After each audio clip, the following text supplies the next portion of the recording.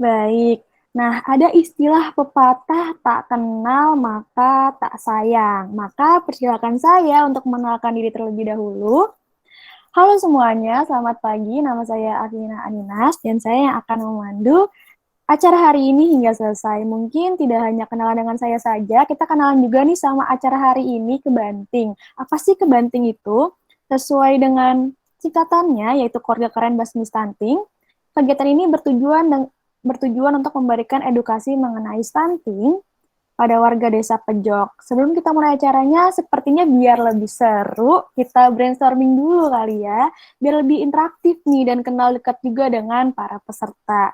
Untuk pertanyaan pertama, kita ingin tahu apa pendapat saudara sekalian menurut Anda mengenai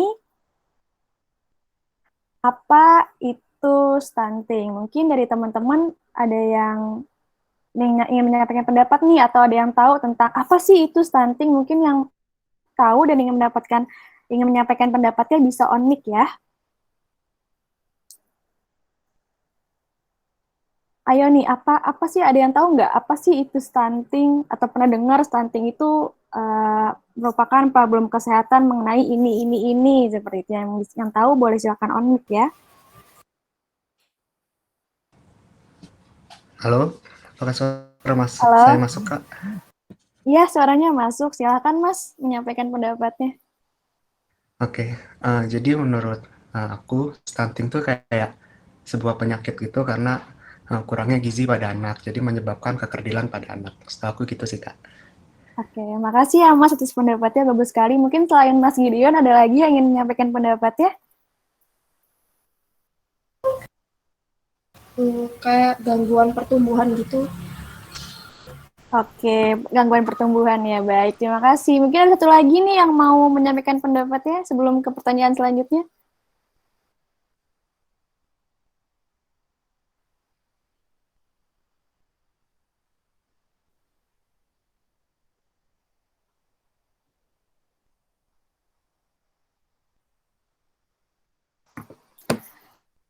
Mungkin nih selain tentang pertumbuhan atau apa, mungkin ada yang tahu nggak selain yang sudah disebutkan tadi sebelumnya?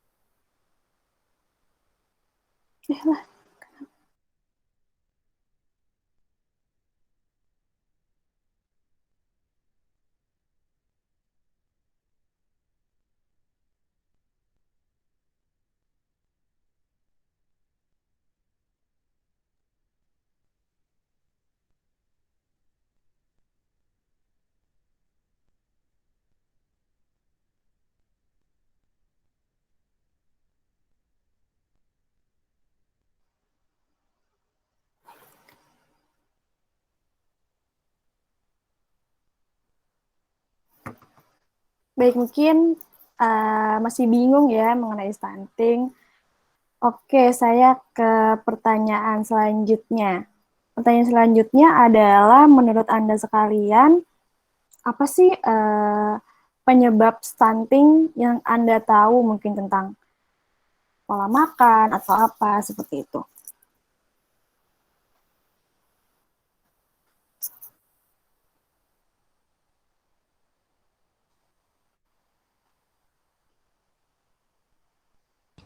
Kalau setahu aku, Kak, penyebab stunting tuh bisa kayak kurangnya gizi atau pola asuh anak yang kurang benar gitu. Sama mungkin dari ibunya yang kurang ada perhatian lebih dalam mengasuh anaknya gitu. Oke, terima kasih Mas Gideon atas pendapatnya. Baik, berarti pola makan, pola asuh itu terpengaruh ya buat menjadi penyebab stunting. Mungkin selain pola asuh, pola makan, ada yang ingin berpendapat lagi nggak mengenai apa itu penyebab stunting?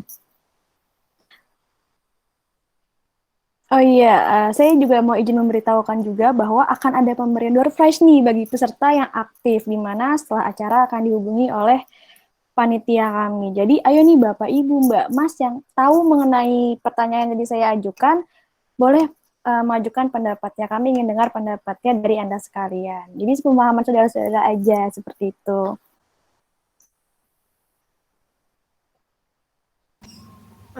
Faktornya, saya mau jawab, faktornya itu bisa jadi asupan gizi atau kayak nutrisi yang kurang, terus kayak pernah terserang penyakit, infeksi, bayi lahir prematur, sama kayak berat badan lahir yang rendah.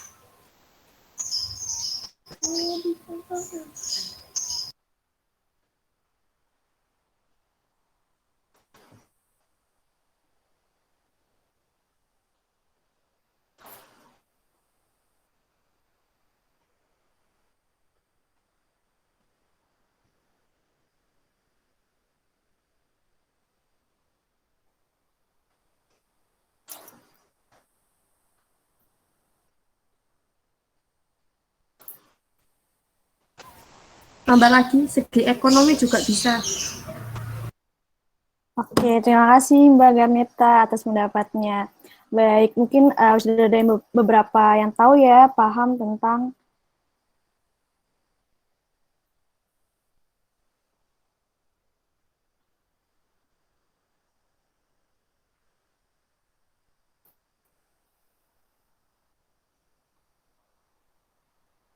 stunting.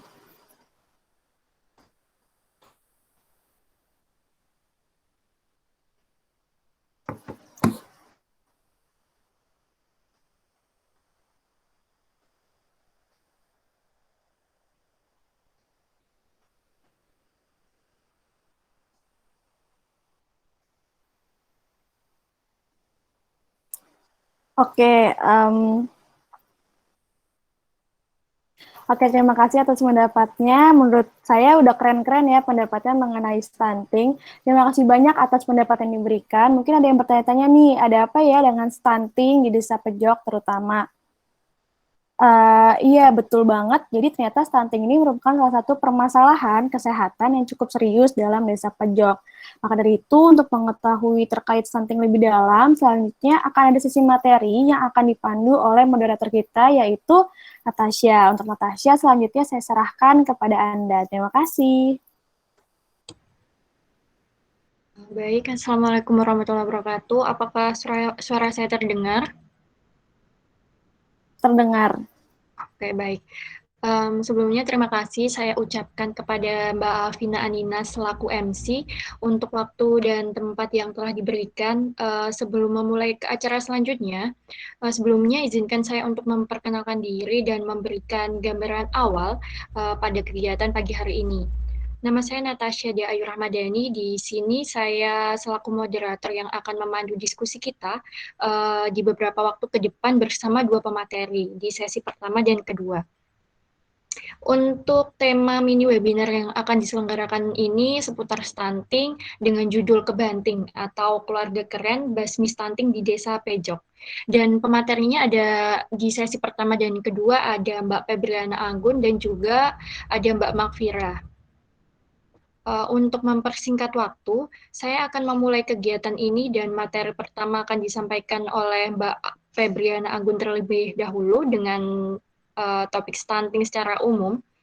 Sebelumnya saya perkenalkan secara singkat. Jadi Mbak Febriana Anggun ini merupakan mahasiswi Fakultas Kesehatan Masyarakat Universitas Erlangga dan juga sebagai anggota kelompok 16 PKL 2021.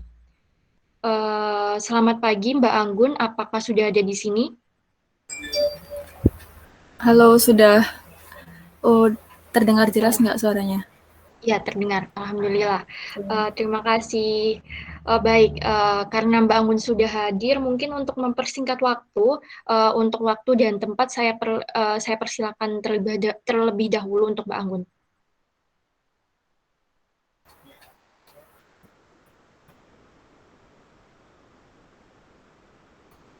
Terima kasih Mbak Nata atas waktunya. Mungkin bisa share screen.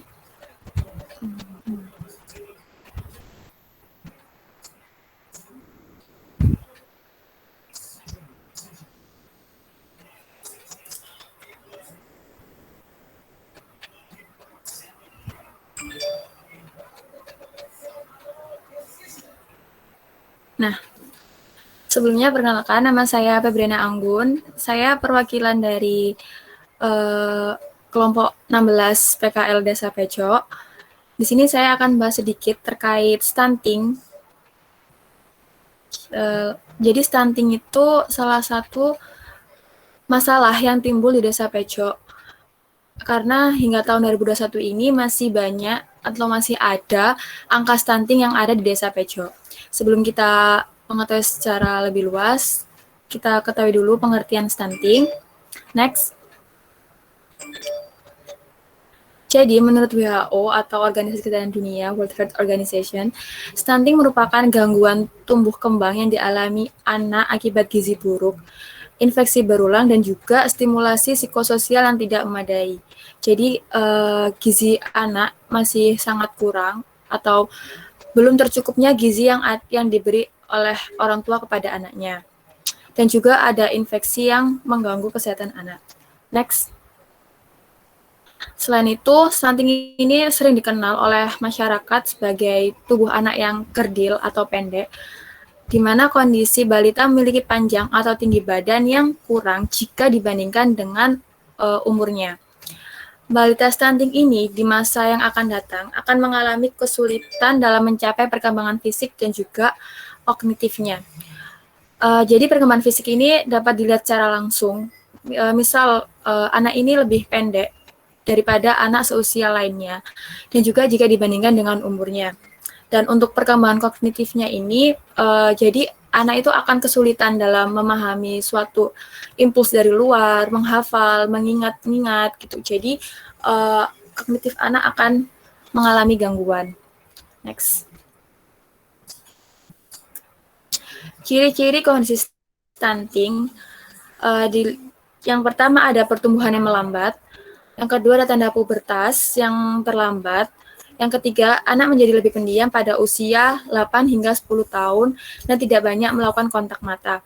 Di sini jadi anak yang pada usia 8 hingga 10 tahun yang mungkin ya biasanya anak-anak di umur usia ini tuh mereka lagi senang-senangnya bermain, lagi aktif-aktifnya.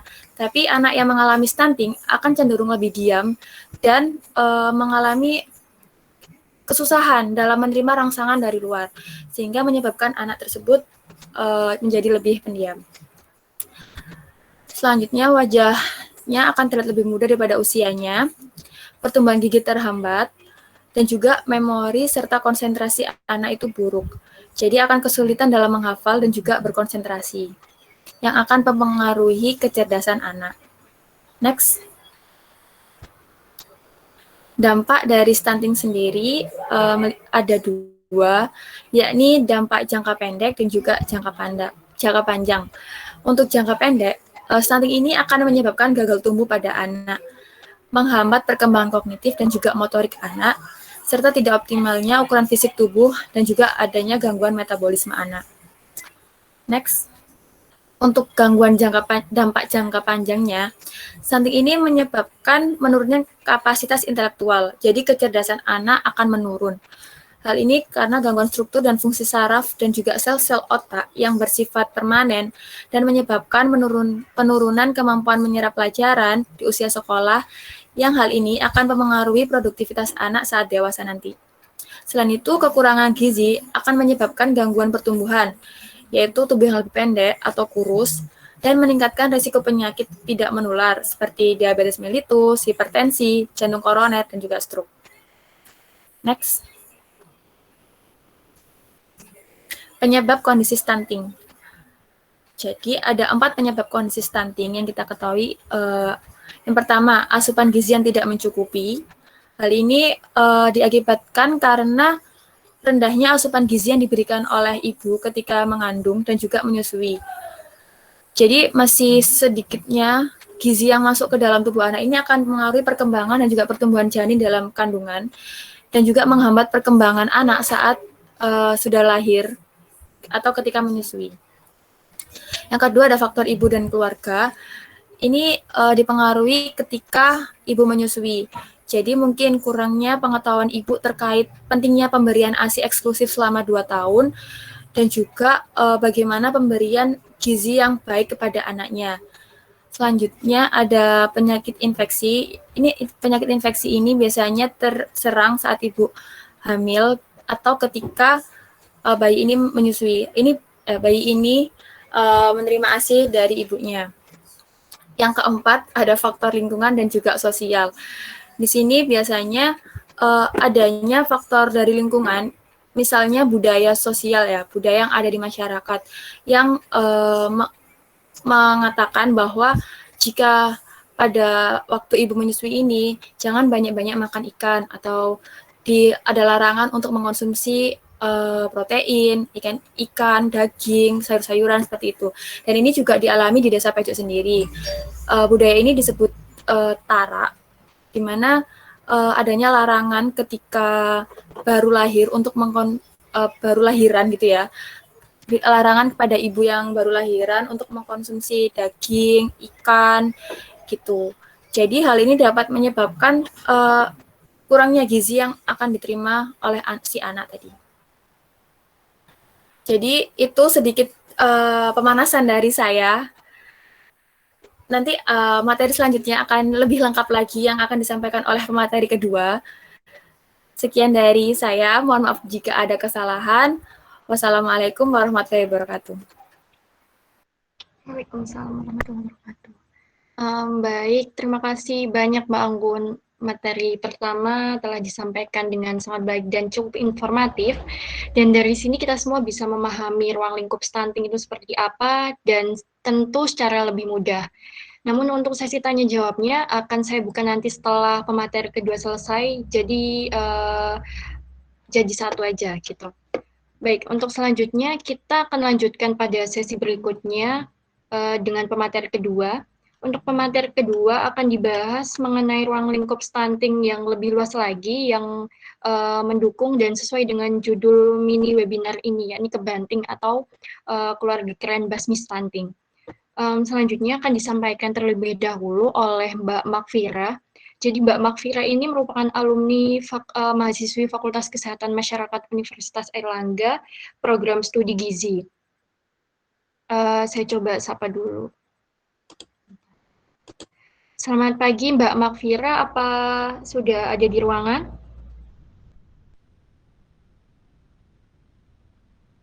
Halo, selamat pagi. Pagi Mbak, alhamdulillah. Keluar nggak suara? Iya, terdengar kok jelas. Mbak Makfira gimana kabarnya?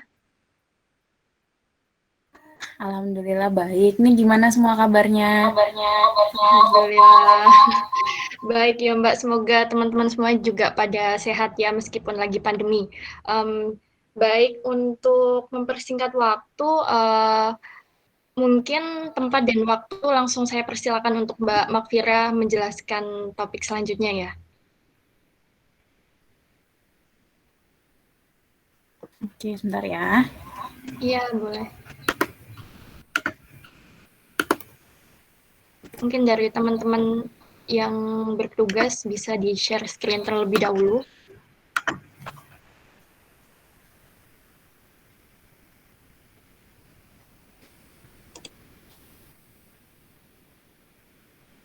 Udah keluar belum ya? Sudah. Oh, oke. Kalau gitu, langsung saya mulai aja ya. Oke, Mbak, monggo. Oke, sesuai dengan topik kita pagi hari ini, keluarga keren basmi stunting ya. Yang pertama tadi dijelaskan secara umum apa itu stunting. Jadi stunting ini adalah sebuah kondisi di mana tinggi badan anak ini lebih pendek dibandingkan rata-rata tinggi badan anak lain seusianya. Lebih gampangnya ya anak ini pendek. Faktanya lebih dari 1 dari 3 anak di Indonesia itu mengalami stunting. Stunting ini tadi dijelaskan juga disebabkan karena kurangnya asupan gizi khususnya pada masa janin dan bayi. Jadi di 2 tahun pertama atau dikenal sebagai 1000 hari pertama kelahiran. Perlu diketahui bahwa stunting ini adalah masalah intergenerasi. Maksudnya gimana? Jadi di saat ibu stunting ini, kemudian dia dewasa, kemudian dia hamil, kemudian kondisi ibu stunting ini otomatis dia lebih riskan mengalami KEK. Kemudian ibu KEK ini tidak mengubah pola makannya ketika hamil. Nah, inilah yang ini membuka mata rantai baru di mana anaknya nanti lebih berpotensi untuk mengalami stunting. Kemudian ada faktor juga tadi yang seperti disebutkan, ada faktor sosial budaya. Khususnya ini dia berfokus pada ketidaktahuan orang tua, kemudian kemiskinan orang tua, dan yang paling penting keterbatasan akses pangan dan air bersih. Apa sih yang perlu diperbaiki untuk mencegah dan memutus mata rantai dari stunting ini? Ini ada 4. Yang pertama, pola konsumsi. Yang pertama, pola konsumsi khususnya gizi makro dan mikro. Apa itu gizi makro dan mikro? Jadi gizi makro dan mikro ini gampangnya adalah apa yang kita konsumsi setiap harinya. Jadi perlu diketahui bahwa misalnya kita tiap hari kan makan nasi, ada lauknya, ada sayurnya. Nah, di dalam makanan yang kita makan itu ada yang namanya gizi makro dan mikro. Gizi makro ini apa? Gizi makro ini zat gizi yang besar, contohnya seperti karbohidrat. Nasi kan mengandung karbohidrat, kemudian protein, daging, ikan, telur itu mengandung protein, merupakan sumber protein. Kemudian ada juga lemak. Lemak ini dari makanan ada, kemudian dari minyak juga ada. Kemudian untuk gizi mikro ini vitamin dan mineral. Jadi misalnya vitamin A, B, C, D, E, K, kemudian mineral itu ada zinc, kalsium, dan sebagainya. Nah, akar dari stunting ini terjadi pada saat ibu hamil dan menyusui. Perlu diketahui bahwa ibu hamil dan menyusui ini butuh nutrisi ekstra dari makanan maupun suplemen. Yang perlu ditambah juga bukan cuma kuantitasnya, bukan cuma jumlahnya, tapi juga kualitas dari makanannya. Apa yang bisa kita lakukan? Pertama, paling mudah adalah dengan makan beragam jenis makanan dari tiap kelompok makanan. Kita di Indonesia paling gampang pasti karbohidrat yang merupakan favorit adalah nasi. Kalau belum makan nasi, berarti belum makan. Padahal sumber karbohidrat ini kan banyak. Dan tiap-tiap sumber karbohidrat, misalnya nasi, kentang, singkong, ubi, dan sebagainya itu kan sumber karbohidrat ya. Memang dia sumber karbohidrat, tapi sesungguhnya di dalamnya itu ada kandungan vitamin dan mineral yang berbeda-beda. Jadi gimana cara kita memenuhi nggak cuma zat gizi makro tadi, tapi juga zat gizi mikronya ini, ya dengan konsumsi berbagai jenis makanan. Pun begitu juga dengan yang lain, misalnya konsumsi sumber protein. Daging, makan beragam jenis daging ayam, daging sapi, daging kambing, ikan pun juga gitu. Sayur-sayuran dan buah juga harus seperti itu.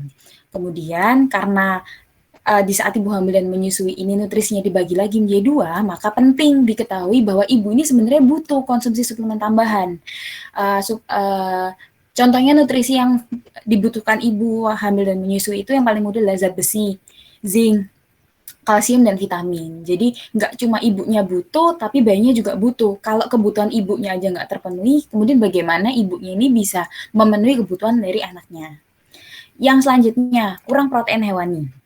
Protein hewani ini merupakan nutrisi yang penting juga bagi ibu hamil dan menyusui. Kenapa?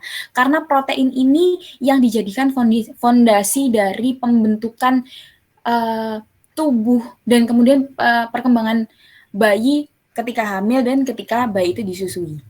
Jadi protein ini dibutuhkan untuk menunjang pertumbuhan. Nah, kita sekarang tahunya protein itu ada 2. Protein hewani dan protein nabati. Protein hewani itu yang berasal dari hewan, protein nabati itu berasal dari tumbuhan. Misalnya kalau protein hewani itu daging sapi, ikan, daging ayam, telur, susu. Kemudian protein nabati itu yang paling gampang ada tahu dan tempe. Sama-sama proteinnya, perlu diketahui bahwa protein hewani itu tidak sama dengan protein nabati. Kenapa beda? Jadi pertama, 100 gram protein hewani itu mengandung protein yang lebih banyak dibandingkan yang dari sumber nabati. Jadi misalnya 100 gram tempe itu cuma mengandung 50 gram protein. Kalau 100 gram daging dia mengandung 70 gram protein. Pertama, jumlahnya sudah beda. Kedua, penyerapannya juga beda. Jadi makanan setelah kita konsumsi itu kan baru diserap di usus. Nah, protein hewani ini lebih mudah diserap di tubuh. Jadi jumlah yang diserap ini lebih banyak daripada yang dari protein nabati. Sudah jumlahnya lebih tinggi di protein hewani, penyerapannya juga lebih optimal. penyerapannya juga lebih optimal yang dari protein hewani.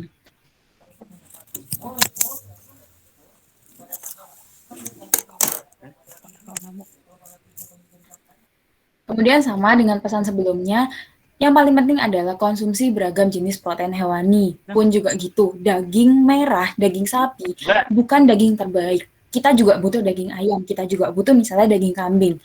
Karena proteinnya mungkin paling tinggi di daging sapi, tapi ada zat-zat lain yang mungkin nggak ada di daging sapi, ada di daging ayam, ada di daging kambing. Pun begitu juga dengan ikan. Misal sekarang paling umum ikan paling bagus nutrisinya apa? Ikan salmon. Tapi kita nggak bisa bergantung pada ikan salmon juga. Kita juga butuh jenis ikan-ikan yang lain untuk memenuhi nutrisi yang lain. Kemudian kurang konsumsi buah dan sayur. Ini yang masih sangat amat kurang di Indonesia. Jadi anjuran konsumsi buah dan sayur itu 400 gram per hari. Sementara di Indonesia rata-rata konsumsi itu masih 100 gram. Masih bisa kurang. Konsumsi buah dan sayur yang cukup ini penting untuk memenuhi kebutuhan vitamin dan serat. Jadi vitamin dan serat ini utamanya ada di buah dan sayur. Bagaimana caranya kita tahu bahwa kita sudah mengkonsumsi vitamin dan serat yang cukup dari buah dan sayur itu? Gimana kita tahu bahwa kita sudah mengkonsumsi semua jenis vitamin, kita sudah dapat nutrisi itu? Tandanya dengan kita mengkonsumsi buah dan sayur berbagai warna. Jadi buah itu kan macam-macam, ada yang kuning, ada yang merah, ada yang hijau, ada yang oranye, ada yang mungkin ungu. Nah, sesungguhnya warna buah dan sayur ini tuh mewakili apa yang ada di dalamnya. Jadi, kita sebenarnya nggak perlu secara detail mengenali, oh vitamin A ada di buah apa, vitamin B ada di buah apa, itu sudah diwakili di warnanya, itu adalah tanda paling mudah. Kemudian, yang paling penting, karena seringkali masalahnya anak ini nggak suka sayur dan buah, itu masalahnya ada di terlambat mengenalkan buah dan sayur pada anak. Gitu. Ini ada panduan piring makanku. Jadi bagaimana kita tahu bahwa komposisi makan kita benar itu kita bisa berpandu pada ini. Nah, ini itu ada 3, sebenarnya dibagi dari bayi 6-23 bulan, 2-5 tahun balita, dan dewasa. Tapi secara garis besar, satu piring makan itu dibagi menjadi 3 bagian. Sepertiganya itu terdiri atas karbohidrat, sumber karbohidrat misalnya nasi, kentang, jagung, ubi, singkong, sagu, dan sebagainya. Sepertiganya lagi itu diisi dengan sayur-sayuran. Jadi sebenarnya komposisi sayur dan komposisi karbohidrat, nasi, kentang tadi itu harusnya sama, seimbang, sama banyaknya. Kemudian ada tadi sudah sepertiga, tinggal sisa sepertiganya lagi. Ini dibagi 2. Setengah dari sepertiga ini terdiri atas lauk konsumsi protein. Mungkin ada hari ini mungkin lauknya ayam sama tempe, atau besoknya misalnya ikan sama tahu. Kemudian setengah dari sepertiga sisanya lagi ini adalah buah-buahan. Nah, di sini yang perlu diperhatikan adalah buah itu bagian dari satu piring makan. Jadi buah ini nggak bisa dijadikan pengganti makan. Oh, nggak mau makan nasi, makan buah aja. Seperti itu. Jadi pun nanti misalnya setelah makan nasi mau makan buah nggak masalah. Tapi buah ini khususnya pada ibu hamil dan menyusui harus menjadi bagian dari makanan pokok kita. Seperti itu. Kemudian kalau misalnya ini teman-teman atau misalnya ada bapak ibu yang masih acuan pada 4 sehat 5 sempurna itu tuh sudah panduan lama. Jadi Kementerian Kesehatan, WHO sudah memperkenalkan nih ada panduan makan baru. Namanya tumbang gizi seimbang. Nah, ini ada di bentuknya piramid. Yang paling bawah, yang paling dasar itu ada kelompok makanan pokok. Di situ ada jagung, ada ubi, ada roti, ada nasi. Seperti yang dijelaskan tadi, jadi satu hari itu kita mengkonsumsi 3-4 porsi. Jadi itu konsumsi 3-4 kali makan. Kemudian di atasnya itu di sebelah kiri bisa dilihat ada sayur. Konsumsi 4 sehat 5 sempurna. Sama komposisinya ya, 3-4 porsi. Jadi setiap kali konsumsi makan 4 sehat itu 5 harus sempurna. ada sayurnya dengan jumlah yang sama. Kemudian di sebelah kanan itu ada buah-buahan. Satu hari minimal 2-3 porsi. Yo. Kemudian di atasnya konsumsi protein sama dengan buah-buahan 2-3 porsi juga. Ditambah dengan 8 gelas air. 8 gelas air ini minimal. Air ini juga nggak bisa dipisahkan dari kebutuhan makanan kita, karena untuk memetabolisme makanan yang kita masukkan tuh kita juga butuh air. Kemudian yang paling penting itu membatasi garam, gula, dan minyak, khususnya pada ibu hamil, karena beresiko langsung ke kondisi janinnya, seperti itu. Kemudian pola konsumsi selanjutnya itu praktek IMD dan ASI eksklusif 6 bulan. Pasti semua sudah tahu bahwa ASI ini merupakan sumber gizi terbaik dan terlengkap bagi anak. Jadi ASI ini nggak bisa digantikan dengan susu formula. Mungkin bisa pada kondisi tertentu, tapi belum ada yang sesempurna ASI komposisinya. Kemudian, kenapa ASI ini bisa dibilang terbaik dan terlengkap? Karena sesungguhnya kandungan dan kuantitas ASI ini bisa berubah menyesuaikan dengan kebutuhan dan kondisi ibu dan bayi. Apa sih yang dimaksud dengan ASI berubah-ubah? Pertama, seiring pertumbuhan bayi. Tadi seperti yang disebutkan ada IMD. Masih ada ternyata ibu yang sengaja nggak memberikan ASI pertamanya pada bayinya waktu IMD dengan alasan itu ASI kotor. Karena teksturnya kental, terus warnanya kuning, jadi agak kayak madu, dianggap kotor. Padahal di dalam ASI pertama itu, dan hanya ada di ASI pertama, itu ada kandungan kolostrum. Apa sih kolostrum itu? Nah, kolostrum ini adalah suatu, ini ada nutrisi penting yang menyokong imun bayi. Jadi, sesungguhnya kesehatan bayi pasca kelahirannya itu ya disokong oleh kolostrum ini. Bayi yang dapat kolostrum ini otomatis dia lebih sehat. Kalau misalnya pun sakit, penyembuhannya pasti lebih cepat. Kemudian yang kedua, seiring percepatan pertumbuhan dan kondisi sakit. ASI ini konsisten, dia mengandung protein, lemak, dan gula. Kemudian komposisinya ini juga berubah sesuai dengan kondisi ibu dan bayinya. Misalnya, bayinya sakit. ASI ini dia tahu bahwa bayinya sakit, jadi dia akan misalnya menyusun komposisinya itu dengan tujuan bagaimana menyembuhkan bayi yang sakit ini. Pun juga kondisi ibu. Yang nggak mungkin adalah kalau ibunya sakit, mau ngasih ASI sehat ke bayinya. Ibunya kurang makan, mau ngasih ASI sehat ke bayinya. Itu nggak bisa. Jadi kondisi ibu harus diperhatikan. Dengan begitu, bayi ini juga bisa dapat nutrisi yang dia butuhkan dari ibunya. Kemudian ASI ini juga berbeda di pagi hari dan malam hari. Yang pertama secara kuantitas. Kuantitas ASI itu lebih banyak pasti di siang hari. Kemudian kalau di malam hari itu ASI diketahui mengandung hormon serotonin. Jadi hormon serotonin ini apa? Hormon serotonin ini dia menenangkan bayi sehingga bayi itu lebih mudah tertidur. Jadi nggak bisa digantikan misalnya, oh bayinya nggak usah diminumin ASI kalau pagi ibunya kerja dikasih susu formula aja. ASInya malam karena kandungannya beda, jumlahnya beda. Jadi mungkin sekarang bisa ASI-nya dipompa dulu buat dikasihkan ke bayinya pakai DOT. Kemudian yang terakhir, ASI itu berubah selama proses menyusui. Mungkin sudah ada yang pernah tahu kalau misalnya menyusui itu harus diselang-seling misalnya dari payudara kanan ke payudara kiri. Nah, apa sih bedanya? Tujuannya itu apa sih? Jadi ASI itu ada yang namanya fore milk atau ASI awal dan ada yang namanya hind milk atau ASI akhir. Kandungannya ini beda. Fore milk ini tuh dia lebih encer. Nah, di fore milk ini dia kandungannya lebih tinggi vitamin, lebih tinggi mineral, lebih tinggi zat gizi lain yang menyokong pertumbuhan bayi. Jadi secara dalam pertumbuhan tulangnya, pertumbuhan otaknya, seperti itu. Kemudian hind milk, ini dia biasanya lebih kental. Kenapa dia kental? Karena dia tinggi lemak. Tinggi lemak ini yang menyokong pertambahan berat badan bayi.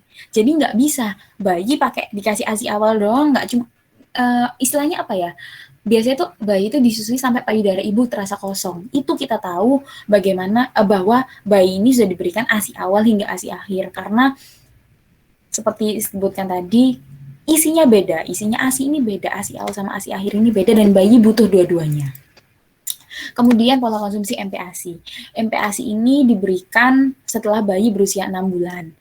Selain dia mencukupi kebutuhan anak, MPASI ini merupakan kesempatan pertama mengenalkan jenis-jenis makanan pada anak. Nah, 2 tahun pertama dari pemberian ASI eksklusif hingga pemberian MPASI ini sangat krusial bagi pertumbuhan di tahun-tahun berikutnya, karena 1000 hari pertama tadi. Ini panduan secara singkat. Jadi 6-7 bulan porsinya sekian, kemudian teksturnya makanan saring halus. 8-9 bulan porsinya sekian, makanannya lumat. 9-12 bulan itu mungkin sudah bisa diberikan makanan bertekstur. Kemudian 1 hingga 2 tahun sudah bisa diberikan makanan yang sama dengan orang tuanya. Perlu diketahui, biasanya itu orang tua punya keluhan bayinya nggak mau makan, kalau dikasih makan dilepeh karena bayinya nggak suka. Padahal perlu diketahui, bayi ini nggak punya preferensi rasa. Bayi masih belum tahu mana yang enak, mana yang nggak enak, mana yang misalnya kasar, mana yang halus. Nah, faktor yang perlu diperhatikan cuma satu, ada alergi atau enggak. Kalau nggak ada alergi, maka bisa diberikan terus ke anaknya. Gitu. Pun di usia 9-12 bulan, ketika makanan bertekstur ini sudah bisa diberikan, ini juga perlu dikenalkan. Yang pertama tentang rasa. Kalau anak diberikan sayuran sejak dini, nggak ada ceritanya anak ini nggak mau sayur. Pun gitu juga dengan buah. Begitu juga dengan tekstur. Kadang ada anak nggak mau, kalau sayurnya agak keras dikit, nggak bisa muntah, atau dia nggak suka makanan yang terlalu lembek. Ini celahnya ada di pemberian MPASI ini. Gimana ibu memperkenalkan makanan pada anaknya. Jadi secara rasa iya, secara tekstur iya. Jadi gimana caranya dia kenal dan suka sama semuanya. Kemudian perlu juga diberikan makanan selingan. Jadi nggak cuma makanan pokok, tapi perlu juga diberikan makanan selingan. Bisa dengan diberikan puree buah, jus buah, puding, sayur kukus, biskuit, disesuaikan dengan tekstur yang dibutuhkan anak tadi. Kemudian apa yang perlu diperbaiki kedua? Ada pola asuh. Pola asuh yang pertama ANC, antenatal care. Minimal dilakukan 4 kali, nggak boleh di skip 4 kali ini. Lebih boleh, tapi jangan sampai kurang. Yang pertama itu 1 bulan sebelum bulan ke-4 kehamilan, kedua itu di bulan ke-6 kehamilan, kunjungan ketiga dan keempat itu 2 kali di sekitar bulan ke-8 hingga bulan ke-9 kehamilan.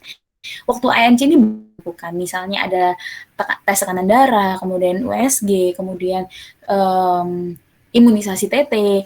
Nah, itu nggak bisa di skip. Jadi itu ibu butuh itu, dan yang lebih penting si janinnya juga butuh itu. Kemudian neonatal pasca kelahiran ini dilakukan 3 tahap. KN1 itu ketika bayi berusia 6-48 jam, biasanya ini masih di rumah sakit atau di rumah bidannya. Kemudian kunjungan kedua itu ketika bayi berusia 3 hari, biasanya ini ibu baru mau pulang dari rumah sakit atau dari bidannya. Yang sering dilewati adalah kunjungan neonatal 3, ketika bayi berusia sekitar kurang lebih 8 hingga 28 hari. Alasannya, biasanya bayi nggak boleh dibawa keluar, bayinya takut masuk angin. Padahal, pada 1 bulan pertama ini tuh bayi biasanya pesat-pesatnya tumbuh. Dari sini sebenarnya jadikan faktor deteksi. Sudah benar belum pola menyusui ibunya? Sudah benar belum cara menyusui ibunya? Terus perkembangan bayinya gimana? Bayinya kuning atau enggak? Ada enggak sih gagal tumbuh di bayinya? Itu tuh terjadi pada 1 bulan pertama ini. Kemudian pola asuh anak dan balita. Yang pertama paling penting, imunisasi itu harus lengkap dan bertahap. Ini untuk melindungi anak dari berbagai penyakit infeksi. Mungkin tidak terlihat saat anak itu diimunisasi, tapi ketika anak itu nggak diimunisasi, otomatis resikonya lebih tinggi. Kemudian yang kedua ada kunjungan posyandu secara rutin untuk memantau tumbuh kembang anak. Di posyandu kan ada KMS, nah itu bisa diketahui tinggi badan per berat badan, tinggi badan per umur, dan berat badan per umur. Jadi diketahui nih deteksi awal, anak ini gizi buruk atau enggak, anak ini stunting atau enggak, kemudian anak ini ada resiko penyakit lain atau enggak. Yang ketiga MPASI seperti yang dijelaskan sebelumnya. Kemudian yang perlu diperbaiki juga kebersihan diri dan rumah tangga. Ini yang sering diabaikan sekarang. Pertama, cuci tangan pakai sabun. Untuk sekarang karena kondisinya juga sedang ada pandemi COVID, kita dicanangkan untuk cuci tangan pakai sabun. Tapi sudahkah cara cuci tangan kita benar? Jadi cuci tangan pakai sabun ini penting dilakukan minimal 20-30 detik dengan air mengalir. Kalau misalnya kita basuhnya di situ, pakai sabunnya di situ, kemudian bilasnya di situ juga sama aja. Bakteri yang udah turun tuh nempel lagi ke tangan kita. Cuci tangan pakai sabun ini mungkin efeknya nggak terlihat langsung, tapi sesungguhnya cuci tangan pakai sabun ini mengurangi risiko anak terkena diare sebesar hingga 44% dan menekan hingga 1 juta angka kematian. 1 juta kematian balita per tahun ini banyak dan bisa dikurangi hanya dengan cuci tangan. Bahkan sesudah buang air besar, sebelum memegang bayi, sesudah membersihkan buang air besar, dan sebelum menyiapkan makanan. Kemudian yang sering diabaikan juga itu pemilihan air minum. Misalnya di sana, misalnya Bapak Ibu itu ada yang air minumnya ngerebus sendiri, jadi pakai air tanah. Perlu diketahui bahwa kriteria air minum yang baik itu pertama, tidak berasa, tidak berbau, dan tidak berwarna. Jadi begitu air ini keluar dari keran, kalau sudah ada rasanya, ada baunya, dan berwarna, berarti air itu tidak layak dikonsumsi. Kenapa? Karena kan airnya diambil dari tanah. Kita nggak tahu apa yang terjadi dalam tanah. Misalnya ada mikroba E. coli yang bikin anak mencret, kemudian ada terpapar logam berat, pestisida, dan sebagainya. Dia deteksinya dari 3 tadi, ada rasa, ada bau, sama ada warna. Kalau udah ada salah satu dari 3 ini, sebaiknya tidak dikonsumsi. Kemudian misalnya airnya sudah cocok nih, nggak berasa, nggak berbau, dan nggak berwarna. Pastikan air ini dimasak dengan baik dan benar sampai mendidih, sampai betul-betul mendidih, baru dimatikan. Jangan sudah baru mendidih terus langsung dimatikan. Ditunggu dulu sampai dia mendidih, baru dimatikan. Kemudian penting juga diperhatikan cara menyimpan air minum, itu harus di wadah bersih yang tertutup rapat. Kemudian kriteria rumah sehat ini perlu diketahui. Pertama, sirkulasi udara itu harus lancar. Kenapa harus lancar? Karena otomatis udara ini harus berganti. Misalnya ada virus, ada debu-debu, itu tuh biar bisa keluar dari rumah. Kemudian penerangan memadai, akses air bersih, ini untuk mandi cuci kakus. Kemudian pembuangan limbah ini harus terkontrol. Contohnya pembuangan limbah rumah tangga seperti air bekas cuci baju, kemudian septic tank itu perlu diperhatikan. Yang terakhir, ruangan ini harus diperhatikan untuk tidak tercemar. Yang terakhir ini ada faktor sosial budaya, seperti dibahas tadi, namanya pantangan makan. Seringkali ibu tuh diberitahu bahwa, oh jangan makan ikan, jangan makan ini, jangan makan itu. Kita bahas satu-satu dari yang paling umum. Pertama, ikan. Seringkali ibu baru melahirkan itu pantang, nggak boleh makan ikan, tara, nggak boleh makan ikan. Padahal ikan ini mengandung nutrisi yang penting. Selain protein, ada juga omega 3 dalam ikan itu. Kemudian saya daging juga gitu. Oh, nggak boleh makan daging, soalnya gini, soalnya gitu. Jarem baem bien, semua kayak gitu. Telur juga begitu, katanya nggak boleh, nanti gini, nanti gitu. Padahal dari 3 sumber protein hewani ini, yang perlu diperhatikan cuma 1. Dari mana dapatnya bahan makanan itu? Ikan misalnya, biasanya ibu hamil itu dibilangin nggak boleh makan ikan, suaminya nggak boleh mancing. Kenapa? Nanti bayinya sumbing. Padahal resikonya ini berkaitan dengan suaminya ini mancing di sungai yang di situ ada pembuangan limbah dari pabrik, misalnya ibu-ibu sekitar nyuci buang airnya di situ, kemudian pembuangan kakusnya itu juga ke sungai, sehingga ikannya ini tercemar. Masalahnya sebenarnya ada di situ. Dari ikan ini nggak ada masalah. Daging juga gitu. Telur juga gitu. Kalau telur yang perlu diperhatikan, telur ini kan isinya sebenarnya makhluk hidup. Telur ini kan bakalnya ayam. Nah, sebelum konsumsi telur, itu diperhatikan dulu, ada retak atau enggak. Retak rambut kecil pun, itu tuh sudah mengancam telur itu. Jadi bisa jadi ada bakteri yang tumbuh di dalam telur. Itu yang bahaya buat khususnya ibu hamil dan menyusui. Karena ketahanan imunnya beda, terus otomatis mempengaruhi dari kesehatan bayinya. Selain itu yang perlu diperhatikan adalah ikan, daging, dan telur ini harus dimasak dengan matang. Harus dimasak dengan baik dan benar. Terlepas dari itu, konsumsinya aman. Kemudian selanjutnya, kopi. Kalau kopi ini betul, memang kopi ini sebaiknya dibatasi dulu karena ada kandungan kafein di situ. Nah, kafein ini gampang menyerap ke plasenta. Plasenta ini otomatis menyalurkan makanan ke bayi, sementara bayi ini nggak baik kalau misalnya diberi kafein. Kemudian kecambah. Kecambah ini kenapa sih nggak boleh? Kecambah ini nggak boleh loh. Karena alasannya adalah kecambah ini kan ditumbuhkan di tempat yang lembab. Ditumbuhkan ya sehingga dia jadi kecambah tumbuh kecil-kecil itu. Sementara kecambah ini biasanya nggak dicuci dengan baik dan benar. Kenapa? Alasannya kelihatannya bersih. Dan kedua, kecambah ini kalau dicuci kan pasti hancur, patah-patah. Udah nggak bagus lagi buat dikonsumsi. Nah, kecambah ini tinggi resiko ada bakteri E. coli di situ. Apa tadi bakteri E. coli? Bakteri E. coli ini salah satu penyebab terjadinya diare. Jadi sebaiknya kecambah ini memang kurangi dulu, konsumsinya dihindari. Yang terakhir, susu. Susu ini baik buat ibu hamil dan menyusui. Khususnya untuk ibu menyusui dan ibu hamil ya, kalau misalnya ada masalah makan, otomatis harus ditambah dengan susu. Yang perlu diperhatikan adalah konsumsi susunya ini harus susu yang sudah matang. Jangan susu sapi mentah dikasihkan ke ibu hamil yang menyusui, karena kita nggak tahu ada apa di dalam susu itu. Misalnya ada bakteri, ada virus, ada mikroba, kita nggak pernah tahu. Jadi lebih baik bisa pakai susu hamil, susu bubuk, atau misalnya susu UHT, itu lebih aman. Tuh. Yang terakhir, saya ulangi lagi, stunting adalah masalah intergenerasi. Ibu yang stunting beresiko KEK, ibu KEK beresiko melahirkan bayi stunting. Bayi stunting nantinya akan jadi ibu stunting yang akan melahirkan bayi stunting lagi. Jadi perlu disadari bahwa stunting ini sebenarnya masalah semua orang, bukan cuma masalah dari si ibunya. Kan anak ini juga bagian dari keluarga, bagian keluarga dari bapaknya, ibunya, tantenya, omnya, neneknya, kakeknya. Jadi semua pihak ini harus sadar bahwa stunting ini penting untuk dicegah. Jadi penyebabnya sudah disebutkan tadi di atas. Diharapkan keluarga ini lebih sadar bahwa stunting ini bukan masalah sepele. Kalau pertumbuhan anak ini luarnya aja terhambat, apalagi dalamnya. Kalau tingginya aja nggak maksimal, apalagi perkembangan otaknya. Seperti itu. Jadi untuk melindungi generasi ke depan memang penting sekali untuk mengenal dan mencegah stunting. Seperti topik kita pagi ini, keluarga keren basmi stunting. Terima kasih, mungkin itu dulu presentasi dari saya. Saya kembalikan ke moderator. Baik, terima kasih Mbak Makfira atas penjelasannya.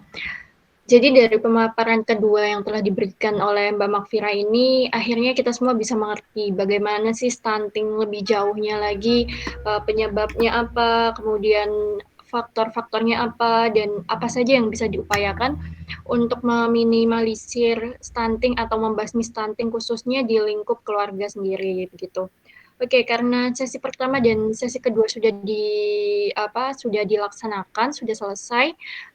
Selanjutnya langsung saja saya buka sesi tanya jawabnya, barangkali dari Bapak atau Ibu atau Mbak Mas sekalian ada yang ingin ditanyakan terkait materi yang telah diberikan. Bisa open mic atau mungkin seandainya ada kendala boleh menuliskan di kolom chat, nanti akan saya bacakan ulang gitu. Monggo pertanyaannya mungkin dari Bapak, Ibu, atau teman-teman sekalian, Mbak Mas sekalian.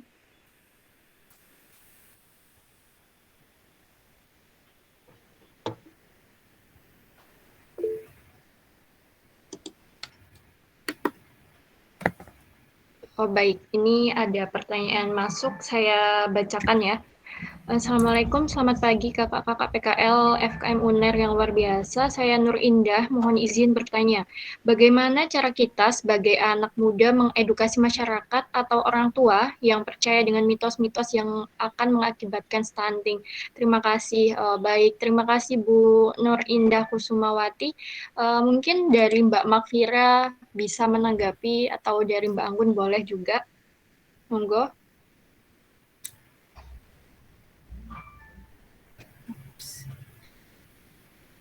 Oke, saya coba jawab dulu ya. Oke, monggo Mbak. Untuk mengedukasi masyarakat yang percaya, orang tua yang percaya dengan mitos-mitos, ini mungkin sekarang susah. Tapi sekarang, Tapi sekarang kan era sudah modern ya. Udah gampang, akses internet sudah mudah, kemudian informasi bisa didapat di mana-mana. Ada juga misalnya sekarang kegiatan posyandu, kemudian bidan, itu juga sudah dicanangkan di mana-mana, jadi informasi sudah mudah. Pertama, orang tua itu paling gampang diedukasi dengan dihadapkan dengan fakta. Jadi memang harus diberitahu bahwa misalnya dikasih tahu nih, oh nggak boleh makan ikan ini, nggak boleh makan ikan itu, soalnya jarem bayem bien, gini. Buka aja internet misalnya, kita cari bahwa itu mitos atau fakta, kita cari tahu secara saintifik. Sekarang misalnya kita mencari informasi itu kan nggak harus ke dokter. Kita bisa cari informasi di internet, atau kalau misalnya informasi dari internet itu masih kurang menunjang, bisa diajak orang tuanya ini untuk melakukan kunjungan ke puskesmas atau melakukan kunjungan ke dokter, ditanyakan ke dokternya, dok, bener nggak sih misalnya konsumsi makanan A ini nggak boleh, konsumsi makanan B ini nggak boleh, betul atau enggak? Nah, dari situ Mungkin kalau orang tua itu kurang percaya sama kita yang notabene lebih muda, masih kurang pengalamannya, orang tua ini bisa diedukasi langsung sama pihak yang lebih punya wewenang, yang lebih tahu, yang lebih berilmu di bidang itu. Jadi solusinya mungkin paling mudah, kalau memang nggak bisa dikasih tahu sendiri, nggak bisa dikasih tahu dengan informasi yang bisa kita cari di internet, di YouTube, dan sebagainya, diajak aja orang tuanya kalau misalnya lagi kunjungan ke bidan atau ke dokter, biar dengar langsung dari dokternya. Gitu. Baik, terima kasih untuk jawabannya Mbak Makfira. Mungkin dari Ibu Nurinda Kusumawati jawabannya bisa diterima atau ada tambahan, sanggahan lain?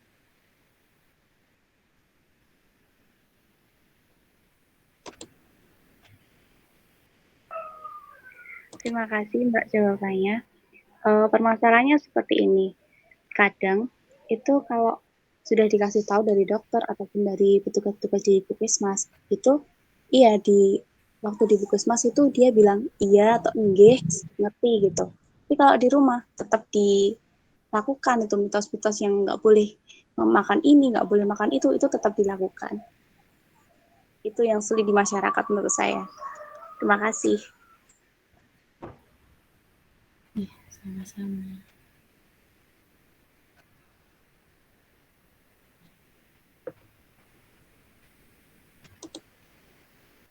Mungkin ada tanggapan lain lagi, Mbak? Memang cukup menjadi tantangan sih ya. Iya, betul. Gimana? Ya, mungkin memang masih menjadi tantangan khususnya orang tua ini, apalagi misalnya orang tua dari yang umurnya udah jauh misalnya, atau biasanya nenek itu untuk melawan persepsi atau pantangan-pantangan yang diajarkan dari dulu-dulu ini. Tapi perlu juga diketahui bahwa seharusnya ibu ini tidak menyerah untuk mengkonsumsi karena dilarang dengan pantangan yang ternyata mitos. Jadi selama yang penting ibunya ini harus tahu dulu, bener nggak itu mitos. Jadi kita cari dulu informasinya.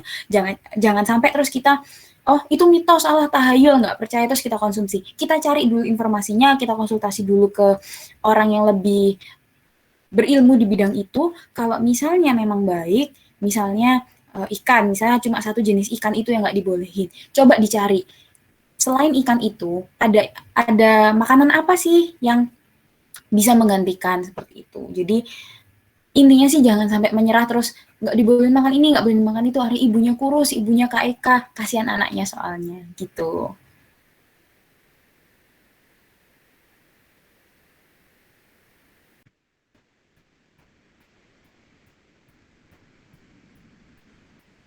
Baik, terima kasih Mbak Makfira.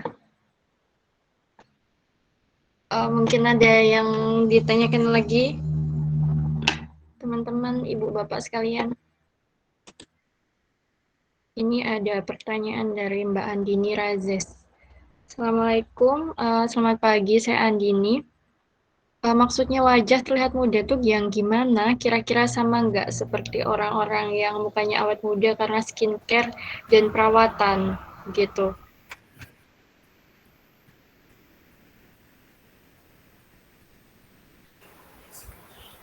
Halo, apa suara saya terdengar ya? Iya.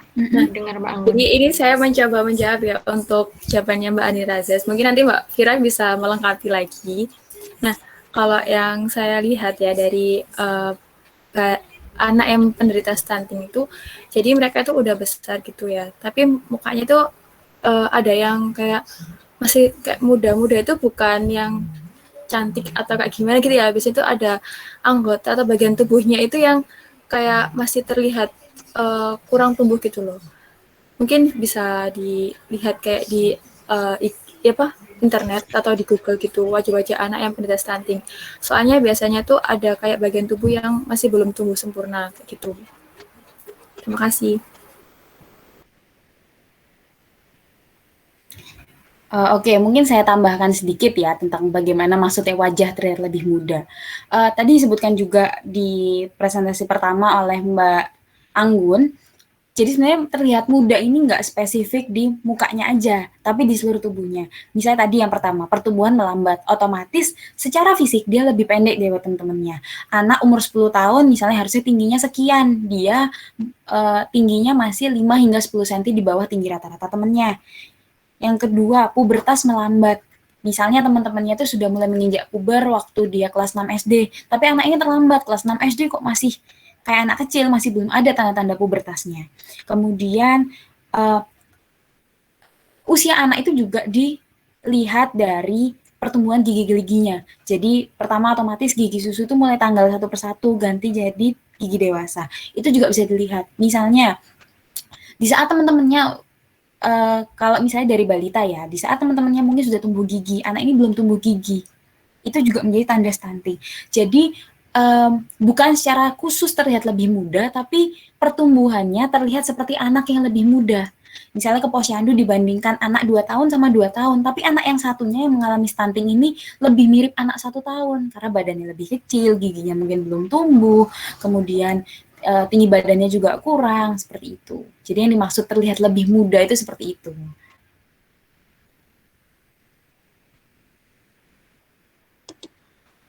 Mungkin dari Mbak Andini jawabannya sudah cukup atau masih kurang paham?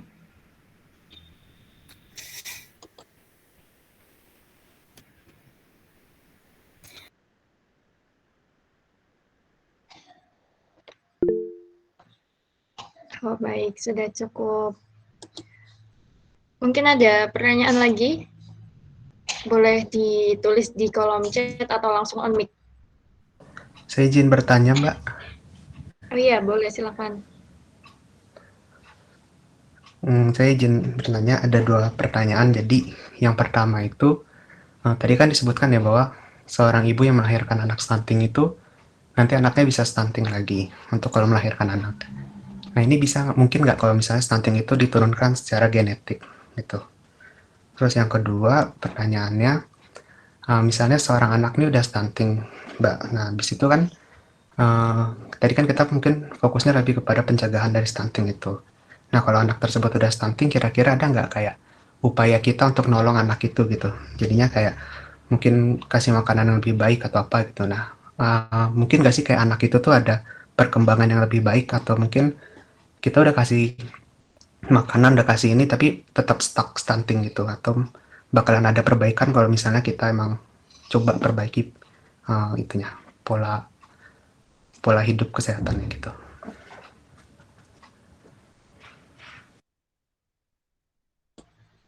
Mungkin Mbak Vira bisa langsung menjawab pertanyaan dari Mas Gideon.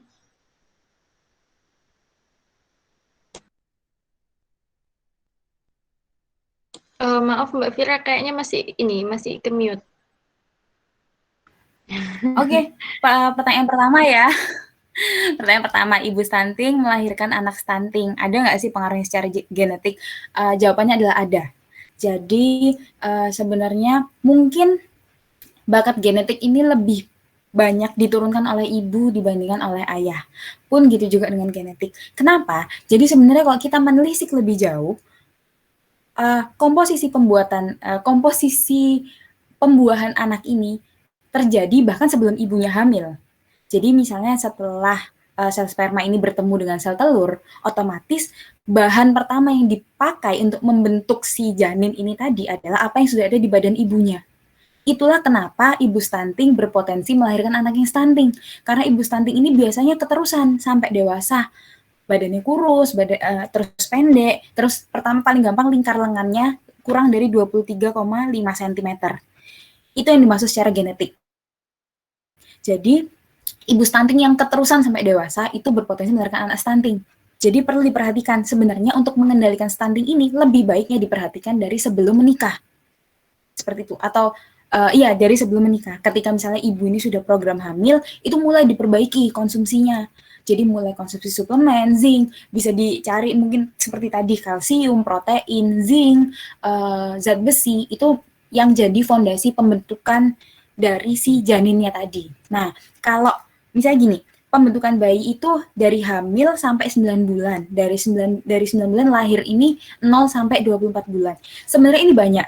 Kalau dianalogikan kayak bangun rumah, fondasi dulu, habis itu bikin temboknya, habis itu dipasang nih bagian-bagian rumahnya, kemudian atapnya. Misalnya kita udah kecolongan di fondasi, masih bisa dikejar. Ini berkaitan dengan pertanyaan kedua ya.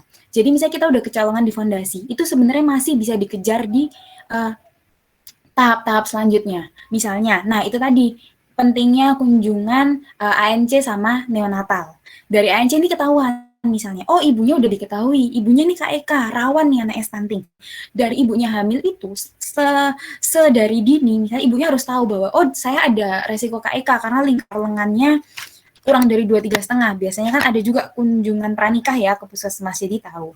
Dari situ ibunya harus tahu kalau, oh nanti kalau misalnya saya hamil, saya harus konsumsi suplemen lebih, saya harus memperbaiki pola makan. Ini masih bisa dikejar di situ. Kalau misalnya dari sebelum nikah ini masih kecolongan, ibunya sudah hamil, ini masih bisa kok dikejar. Jadi memang 1.000 hari pertama kehidupan anak ini tiap-tiap harinya penting. Tapi kalau misalnya 1 hari ini terlambat, masih bisa diperbaiki di hari selanjutnya. Pun misalnya anak yang lahirnya pendek, anak yang stunting, masih kok bisa dikejar dengan pemberian misalnya, tapi harus ekstra dari suplemen, kemudian misalnya konsumsi susu, atau harus dikejar dari konsumsi sayur dan buahnya. Penting diketahui bahwa anak gemuk itu belum tentu sehat. Gitu. Jadi bagaimana cara mengetahuinya anak ini stunting atau enggak, anak ini gizi buruk atau enggak? Paling mudah dengan kunjungan ke posyandu, nanti ketahuan di KMS gitu. Jadi nanti pun sudah terlepas 2 tahun, kan krusialnya di 2 tahun pertama kehidupan nih. Dari 2 tahun ini sebenarnya masih bisa dikejar, pertumbuhan anak kan masih pesat sampai usia 5 tahun. Kalau terlambat di 2 tahun, masih ada di 5 tahun. Nah, dari 2 hingga 5 tahun ini kesempatan terakhirnya, harus dikejar di situ. Seperti itu. Apakah menjawab? Ya, baik. Terima kasih Mbak atas penjelasannya. Sudah menjawab. Iya, sama-sama. Baik, terima kasih Mbak Vira. Mungkin ada lagi yang ingin mengajukan pertanyaan?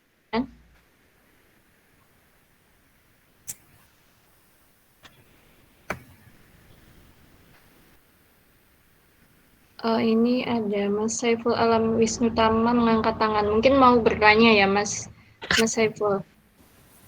Iya Mbak, izin bertanya Mbak. Selamat pagi. Iya, Saya izin bertanya.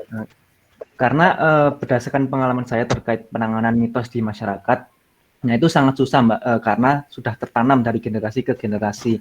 Nah, terlebih juga diperparah dengan adanya masalah finansial yang menyebabkan tidak bisa menerapkan pola makan dengan benar sesuai dengan pedoman gizi.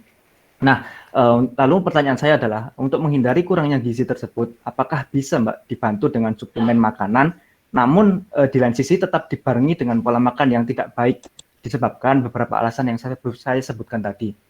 Nah, karena sampai sekarang ini menurut saya solusi tersebut itu yang paling mungkin diterapkan dalam jangka waktu yang singkat, karena untuk mengatasi mitos dan sebagainya itu butuh waktu yang tidak sebentar begitu Mbak. Nah, mungkin itu saja pertanyaan dari saya. Terima kasih. Iya, sama-sama. Langsung saya jawab ya. Boleh. Monggo Mbak. Jadi memang paradigma di masyarakat ini susah. Masyarakat ini beracuan bahwa makanan sehat itu mahal. Padahal sebenarnya makanan sehat ini bisa kita cari di mana-mana. Kayak protein hewani. Protein hewani itu nggak cuma ada di daging sapi kok. Protein hewani itu masih bisa dikejar di ikan tindak protein hewani. Ikan lele itu juga protein hewani. Kemudian misalnya yang lain, sayur-sayuran. Sayur-sayuran kan nggak harus kita bahasnya lettuce atau celery, masih bisa sawi juga banyak nutrisinya. Ada gubes, ada apalagi, ada buah-buahan banyak, tomat, kangkung, itu juga mengandung zat gizi yang sebenarnya nggak kalah sama sayur-sayur mahal yang dibeli di supermarket. Jadi menurut saya, kuncinya dari masalah finansial ini adalah disadarkan bahwa makanan sehat itu nggak mahal. Kadang-kadang terpacu pada misalnya makanan sehat, ikan salmon. Padahal penelitian itu juga sudah banyak menyatakan bahwa sebenarnya ikan salmon ini bisa loh disaingkan dengan ikan lele. Ikan lele kan sebenarnya nggak terlalu mahal kalau misalnya dikejar untuk dikonsumsi si ibu hamilnya selama hamil. Seperti itu. Kemudian, bisa nggak sih suplemen menggantikan misalnya makannya kurang baik, kemudian digantikan dengan suplemen? Jawabannya nggak bisa, karena suplementasi ini maknanya kan tambahan. Jadi harus tercukupi dulu yang utama, apalagi gizi makro ini, kayak misalnya karbohidrat, protein, lemak, sama seratnya. Ini harus cukup dulu. Kalau misalnya suplementasi ini mungkin bisa mencukupi di sisi mineral, di sisi vitamin. Jadi tetap sebenarnya makanan pokoknya ini harus baik dulu, makanan pokoknya harus mencukupi secara kuantitas dan kualitas, baru didukung dengan suplemen. Pun sebenarnya suplementasi ini juga dilihat lagi butuh atau enggaknya ya tergantung bagaimana kita mengkonsumsi makanan. Jadi menurut saya waktu itu juga pernah memang mengedukasi ibu hamil. Jadi waktu diedukasi tentang harus makan seimbang, harus makan tadi piring makanku, si ibu ini udah skeptis duluan. Saya nggak punya uang, beli beras aja susah gitu. Padahal tadi sumber karbohidrat nggak cuma beras, sumber protein hewani nggak cuma daging sapi, sumber vitamin ini nggak cuma di buah-buahan mahal kayak apel, pun buah-buahan yang kita gampang temui kayak tomat itu juga buah-buahan itu mengandung vitamin juga. Kemudian buah yang gampang, buah jeruk, buah jambu itu juga mengandung banyak nutrisi yang dibutuhkan tubuh. Jadi mungkin menurut saya sih kuncinya satu, dikenalkan dulu opsi-opsi pengganti makanan yang lebih ramah di kantong. Kemudian mengenalkan juga tentang makan beragam ini tadi. Kalau memang nggak bisa makan beli suplemen, yang penting makanan pokoknya tercukupi dulu dengan tadi makannya harus beragam seperti itu.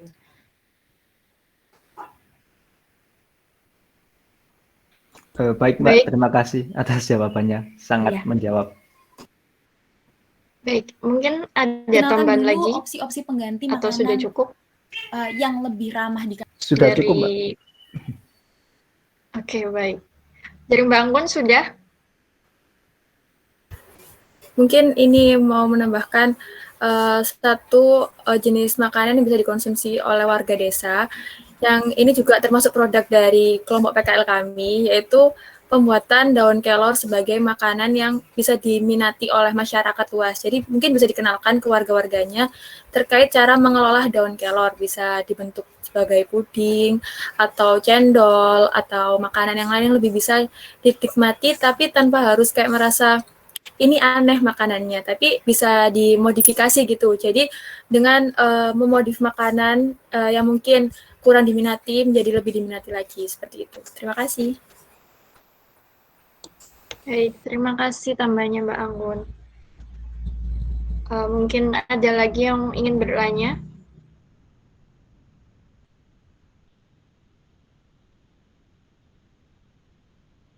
Mungkin sambil menunggu Bapak, Ibu, atau teman-teman sekalian yang ingin bertanya, mungkin saya boleh bertanya juga, Mbak.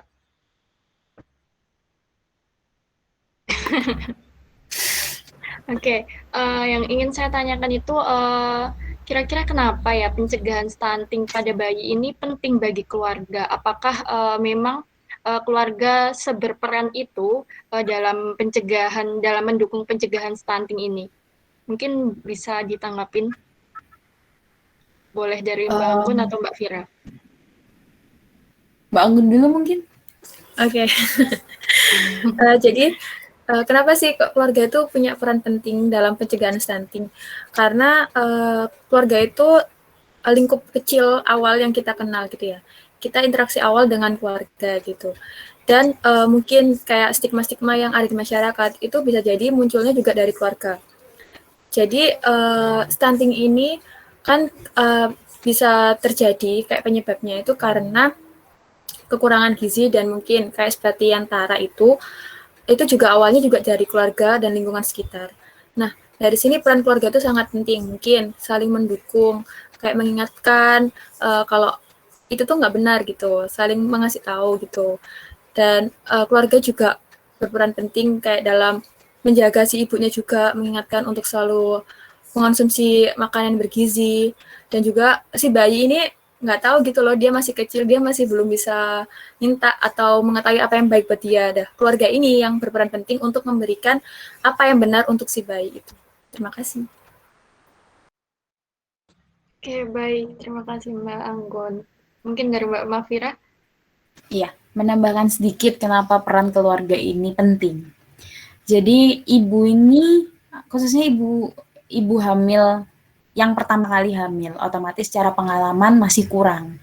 Di sini tuh sebenarnya peran keluarga ini penting karena masih banyak ibu yang hamil yang nggak tahu kalau hamil ini harus ngapain sih? Apa sih yang dibutuhkan kalau hamil? Kemudian apa sih bedanya ketika dia hamil dan tidak hamil? Nah, di sini sebenarnya peran keluarga itu penting, khususnya orang tua mungkin. Orang-orang di sekitarnya, nggak cuma misalnya kalau dia tinggal jauh dari keluarga, ada kalau misalnya kita tahu ada kader posyandu, kemudian ada bidan desa. Nah, itu tuh nggak cuma keluarga aja, dari lingkup masyarakat ini berperan penting karena nggak semua ibu ini berpengalaman sebenarnya. Nggak semua calon ibu ini juga terpapar informasi tentang apa sih itu stunting. Bisa jadi masih ada ibu-ibu yang nggak tahu stunting itu apa. Bisa jadi masih ada ibu-ibu yang mikir anaknya pendek, oh lucu anaknya pendek. Ada ibu-ibu yang merasa anaknya gemuk, padahal ya anaknya ini gizi buruk, tapi dipikir oh anaknya lucu, gemuk. Seperti itu. Jadi perannya adalah gimana sebenarnya masyarakat ini harus bahu-membahu dalam membangun masyarakat. Pun bayi ini kan juga nantinya akan menjadi bagian dari masyarakat. Seperti itu. Oke, baik. Mungkin berarti bisa ditarik garis besarnya itu memang peran keluarga itu sangat penting ya Mbak untuk meminimalisir angka kejadian stunting ini. Soalnya ya mungkin dari entah itu faktor dukungan sosial atau fisik itu pasti sangat berdampak untuk ibu hamil maupun anaknya nanti ya. Oke, terima kasih untuk jawabannya dari Mbak Anggun maupun Mbak Makfira. Karena setelah ini masih ada sesi lain, untuk waktu tanya jawabnya saya tutup. Saya ucapkan terima kasih banyak sama Mbak Vira dan Mbak Anggun untuk pemaparan sekaligus jawabannya yang sudah cukup sangat membantu ya untuk wawasan kita semuanya dari ruang lingkup stunting, penyebabnya, dampak, faktor, dan upaya apa aja yang bisa kita lakukan ke depan gitu. Untuk akhir sesi ini saya akan mencoba membacakan kesimpulannya, apa saja yang telah kita diskusikan pada pagi hingga menjelang siang ini. Jadi stunting merupakan kondisi di mana tubuh seseorang menjadi lebih pendek dibanding dengan rata-rata tinggi badan orang lain seusianya. Dan stunting ini termasuk dalam masalah intergenerasi yang harus terus dilakukan pencegahannya. Kemudian perlu adanya peran keluarga yang sangat besar dalam melakukan upaya pencegahan stunting, baik upaya perbaikan pola asuh, pola konsumsi, kemudian kebersihan diri dan rumah tangga, maupun sosial budaya yang ada. Kemudian konsumsi makanan bergizi pun sangat perlu menjadi prioritas keluarga dalam upaya pemenuhan gizi anak maupun gizi ibu. Dan upaya pertama yang paling tepat untuk pencegahan stunting ini memang ada pada keluarga, yang mana dari banyak hal yang harus diupayakan, seluruh anggota keluarga ini harus bisa saling mendukung untuk meminimalisir serta membasmi stunting di lingkungan keluarga begitu. Baik, untuk sesi selanjutnya, karena yang pemaparan pertama dan kedua sudah dilaksanakan, tanya jawab dan kesimpulan sudah dilaksanakan, saya ucapkan terima kasih kembali kepada Mbak Vira dan Mbak Anggun untuk ilmunya yang tentu sangat memberikan manfaat sangat banyak. Sekaligus saya ingin meminta maaf jika mungkin ada kesalahan atau kekurangan selama memandu diskusi pertama dan kedua. Untuk waktunya, setelah ini mungkin bisa penyerahan bundle terlebih dahulu dan foto bersama dengan pemateri terlebih dahulu. Mungkin dari panitia yang bertugas bisa menampilkan, nah oke. Teman-teman bisa on cam semuanya buat ini foto bareng. Dan dari PDD minta tolong dipandu kalau udah mau ini ya, mau di potret.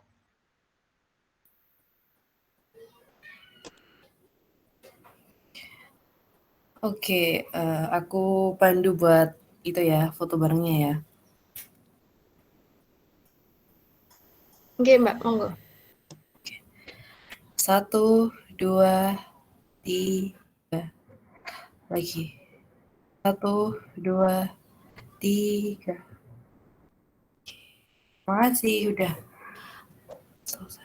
Baik, Mbak Mafira, makasih banyak nih. Ya, terima kasih juga. Baik, untuk sesi selanjutnya, saya kembalikan kepada Mbak Afina selaku MC untuk dilanjutkan di sesi tampilan lain. Terima kasih. Baik, terima kasih kepada Natasha sudah membantu penyampaian sesi materi, dan terima kasih juga sekali kepada Mbak Anggun dan Mbak Vira atas materinya luar biasa sekali, sangat bermanfaat. Baik, untuk sesi selanjutnya akan ada pemaparan mengenai program-program yang telah kami buat. Tentunya program ini seru dan sangat bermanfaat bagi para warga. Antara lain adalah yang pertama ada Oke Jack, yaitu olah daun kelor jadi enak. Wah, kira-kira daun kelor ini bermanfaat untuk apa ya? Tadi kan udah disampaikan sebelumnya sama Mbak Anggun ya, kalau daun kelor itu mengandung ini, itu yang bisa mencegah stunting. Dan apa sih perannya dalam mencegah stunting ini? Dan kira-kira olahan apa yang akan dibuat oleh kelompok kami? Langsung saja, daripada dibuat penasaran, kita panggil teman kita Rahma yang akan memaparkan mengenai program Oke Jack. Untuk Rahma dipersilahkan waktu dan tempatnya. Baik, terima kasih Mbak Vina. Jadi di sini saya Rahma sebagai perwakilan dari kelompok 16 akan sedikit memaparkan terkait program kami yaitu Oke Jack. Jadi Oke Jack sendiri adalah singkatan dari olah kelor jadi enak. Next. Jadi apa sih program Oke Jack itu? Jadi Oke Jack merupakan rangkaian kegiatan mengolah daun kelor menjadi makanan yang digemari oleh berbagai kalangan usia, mulai dari dewasa hingga balita. Jadi kegiatan ini bertujuan untuk menjadi solusi dalam pencegahan stunting dengan memanfaatkan sumber daya yang ada, contohnya yaitu daun kelor. Next. Jadi ada banyak manfaat dari daun kelor sendiri. Di antaranya, daun kelor itu mengandung kalsium, vitamin A, vitamin B, dan vitamin C. Daun kelor juga mengandung zat besi lebih tinggi daripada sayuran lainnya. Selain itu, daun kelor juga mengandung berbagai macam asam amino. Kemudian daun kelor ini juga dapat meningkatkan jumlah ASI atau air susu ibu pada ibu menyusui sehingga mendapat julukan Mother's Best Friend atau sahabat ibu. Kemudian daun kelor mengandung unsur zat gizi mikro yang sangat dibutuhkan oleh ibu hamil, seperti beta atau B3, kalsium, zat besi, fosfor, magnesium, seng, vitamin C, dan juga sebagai alternatif untuk meningkatkan status gizi ibu hamil. Next. Jadi di sini kelompok kami menyajikan beberapa olahan kelor, salah satunya ada puding kelor, kemudian ada es cendol kelor, dan ada bola-bola tahu kelor. Next. Terima kasih, selamat mencoba resep kami. Mungkin selanjutnya bisa tolong ditampilkan video olahan resepnya.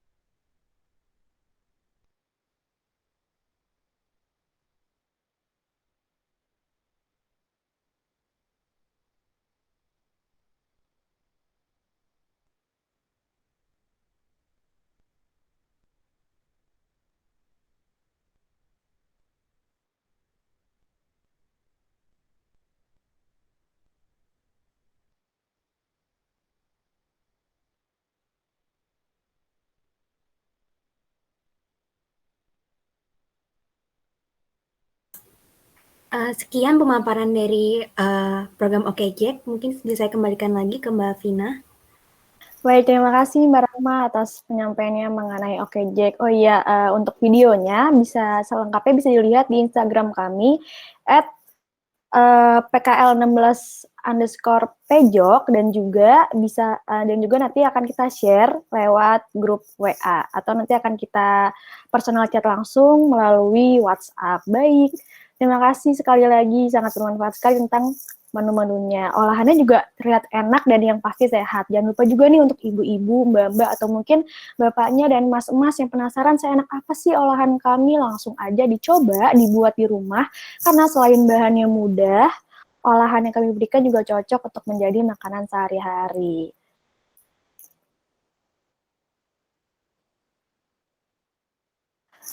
Nah, selain OKJek, kita juga ada program lagi nih, yang kedua, yaitu adalah Medis, singkatan dari Media Edukasi Stunting. Tidak hanya melalui webinar ini aja, Bapak, Ibu, serta Mbak Mas sekalian akan mendapatkan buklet terkait stunting berupa soft file. Akan lebih praktis jadinya dan bisa dibaca di mana saja. Untuk lebih lanjut, saya persilahkan teman saya Salsa untuk memaparkan terkait program Medis. Salsa, dipersilahkan waktu dan tempatnya.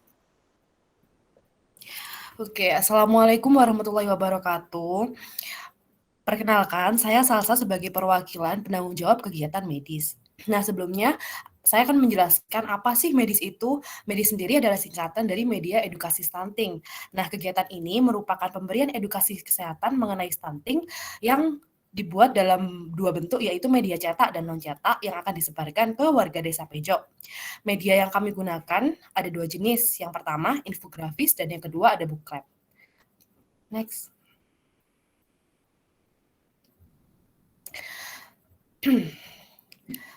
Berikut ini adalah media infografis yang telah kami buat. Nah, infografis ini berisi tentang informasi mengenai dampak merokok terhadap stunting. Nah, salah satu informasi yang dijelaskan pada infografis ini adalah asap rokok ternyata dapat mengganggu penyerapan gizi pada anak sehingga dapat menghambat pertumbuhan anak. Selain itu, dampak rokok terhadap stunting juga dikarenakan karena orang tua perokok kronis akan cenderung memiliki jatah belanja rokok yang lebih banyak atau lebih tinggi sehingga dapat mengurangi jatah belanja makanan harian seperti karbohidrat, protein, serta makanan bergizi lainnya yang seharusnya dapat dikonsumsi oleh anak untuk mencegah stunting. Nah, untuk Bapak, Ibu, dan Mbak Mas sekalian yang penasaran mengenai apa sih hubungannya merokok dan stunting, untuk lebih lengkapnya dapat membaca infografis yang kami buat. Next. Kemudian media edukasi kedua yang kami buat adalah buklet. Nah, buklet ini berisi informasi mengenai stunting secara umum, dari mulai definisi, ciri-ciri, dampak, cara pencegahan, hingga resep makanan yang anti stunting dan seperti yang sudah dijelaskan oleh rekan saya sebelumnya, yaitu menggunakan bahan daun kelor. Bentuk bukletnya seperti pada slide berikut ini. Oke, next. Untuk infografis dan buklet ini akan kami bagikan dalam bentuk cetak dan non-cetak atau soft file dan hard file. Untuk soft file sendiri akan kami kirimkan melalui grup WA Desa Bejo sehingga dapat diakses oleh seluruh warga, dan hard file-nya akan kami kirimkan ke perwakilan kader Posyandu di Desa Bejo. Kami berharap dengan adanya media infografis dan buklet tersebut dapat meningkatkan pemahaman Bapak, Ibu, dan Mbak Mas sekalian mengenai stunting, serta pencegahannya agar tercipta Desa Bejo yang lebih sehat dan anti stunting. Terima kasih. Sekian dari medis. Saya kembalikan ke MC. Oke, baik.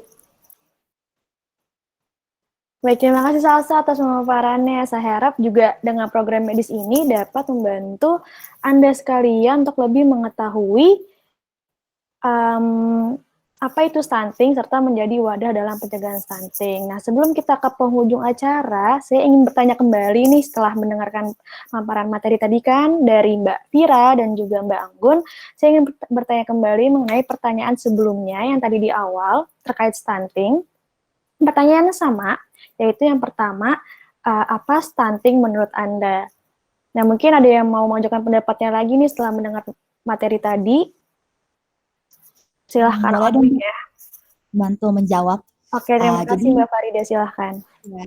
Jadi stunting itu adalah sebenarnya kalau dari pemaparan yang tadi, stunting itu adalah gangguan kondisi anak ya, yang dimana kondisinya itu kurang baik pertumbuhan tinggi badannya maupun panjang badannya gitu.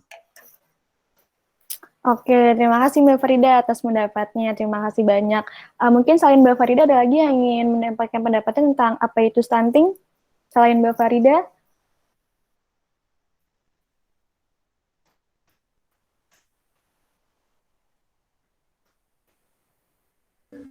Ingin menambahkan, Kak?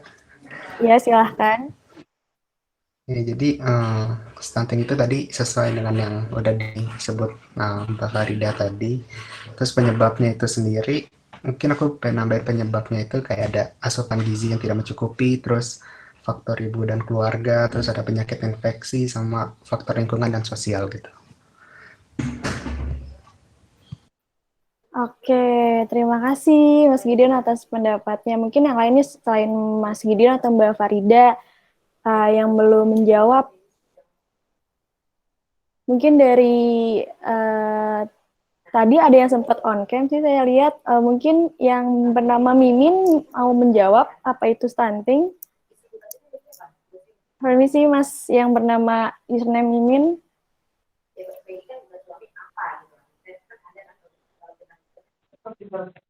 Sudah cukup jelas ya? Saya mau bertanya tentang pendapat Masnya. Menurut Masnya stunting itu apa sih setelah mendengar pemaparan materi tadi? Mungkin bisa disampaikan pendapatnya Mas. Yang Mas tahu aja.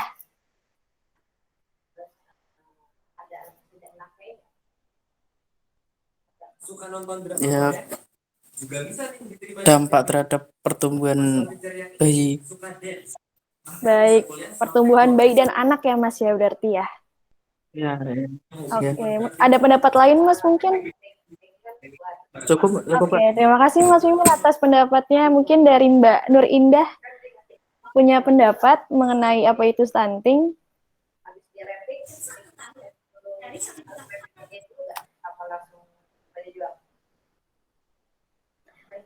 Mbak Nur Indah, apakah mendengar suara saya?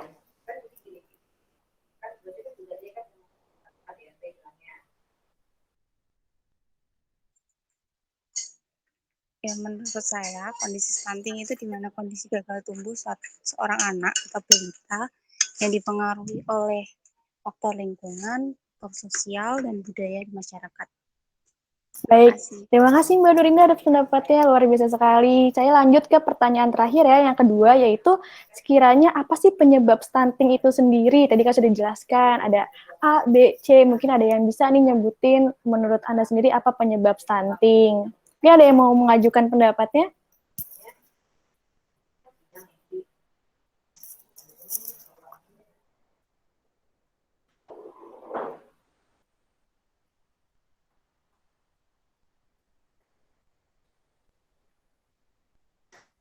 Oke deh nih, mungkin lagi kendala sinyal ya. Mungkin saya panggil lagi nih selain yang tadi mungkin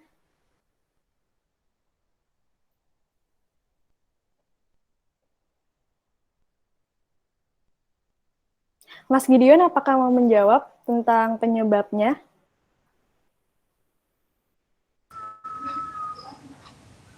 Iya, tadi penyebabnya sama sih kayak tadi. Jadi ada kurangnya gizi, terus adanya kurang asuh pada pola ibu, terus ada faktor lingkungan sosial gitu sih. Oke, berarti ada gizi, pola lingkungan, dan lain-lain. Terima kasih Mas Gideon. Mungkin ke peserta selanjutnya, apakah Sylvia mendengar suara saya?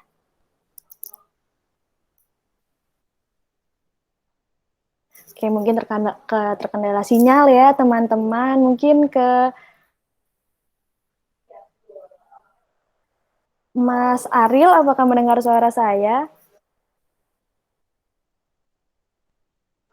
Oke, mungkin ke peserta selanjutnya. Yang terakhir nih, mungkin dua peserta kita yang dari Desa Pejok, ada Mbak Nur Indah. Mbak Nur Indah mau mengatakan pendapatnya, mau mengutarakan pendapatnya tentang apa sih penyebab stunting itu?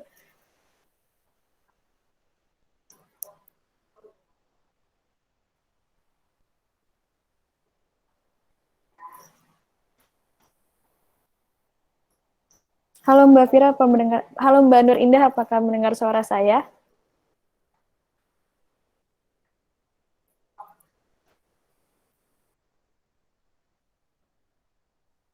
Oke, mungkin terakhir nih ke Mas Mimin nih, mungkin tadi kan sudah memberi pendapatnya, mungkin Mas Mimin nih ada yang mau dikasih lagi nih tentang penyebabnya. Mas Mimin tahu nggak tentang penyebab stunting? Ya, penyebabnya sih mungkin kekurangan gizi dalam waktu lama atau karena rendahnya akses terhadap makanan bergizi, asupan dan vitamin kan. Oke, wah Mas Mimin ini luar biasa ya tentang pengetahuan stuntingnya. Terima kasih banyak Mas Mimin. Ya. Semoga nanti dapat door prize ya Mas ya dari kelompok kami. Oke. Oke nih, udah nggak kerasa kita sudah ada di penghujung acara, tetapi sebelum itu, saya ingin menyampaikan informasi bahwa lomba yang kami selenggarakan, yaitu lomba foto dan lomba TikTok, untuk tanggal maksimal pendaftarannya kami perpanjang hingga hari Selasa, yaitu tanggal 17 Agustus 2021. Jadi untuk yang belum mendaftar, ayo segera mendaftar karena akan ada hadiah menarik nih bagi pemenang. Pendaftaran kami pastikan gratis, jadi tunggu apa lagi, segera kirimkan dan daftarkan karya-karya Anda sekalian. Jika ada yang ingin ditanyakan terkait lomba, sangat diperbolehkan untuk mengontak nomor yang tertera dalam poster ini. Mungkin teman-teman ada yang bisa share-in tentang lomba posternya?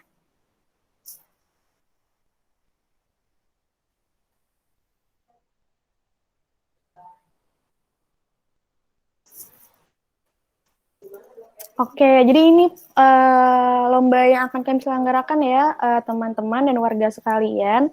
Jadi saya ulangi kembali, ada dua lomba, yaitu lomba TikTok dan lomba foto.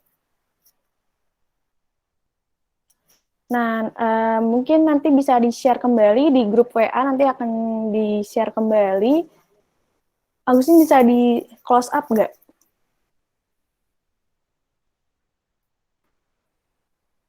Ke nomor tertera.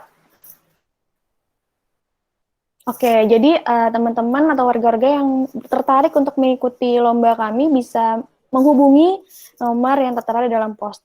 Sekali lagi, hadiahnya itu sangat menarik dan pendaftaran gratis. Jadi tunggu apa lagi, langsung aja daftar lomba kami. Mudah juga bikin video ala TikTok, video singkat mengenai rumah sehat dan juga foto. Baik, dikarenakan waktu sudah menunjukkan pukul 11 lewat, maka acara hari ini akan saya tutup. Akan tapi sebelum itu, sebaiknya kita berdoa terlebih dahulu. Berdoa menurut agama masing-masing, berdoa dipersilahkan.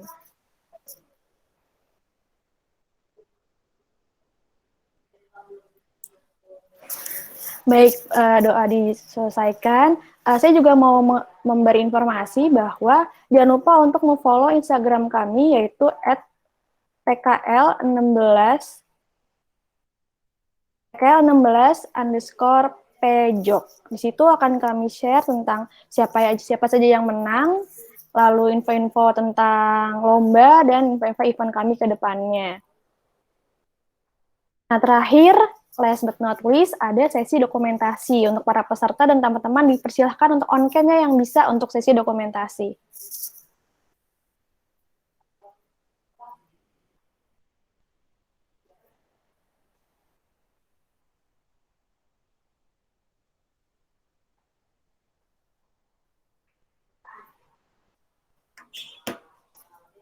Oke, mungkin teman-teman yang bisa on-cam, tolong on-cam ya.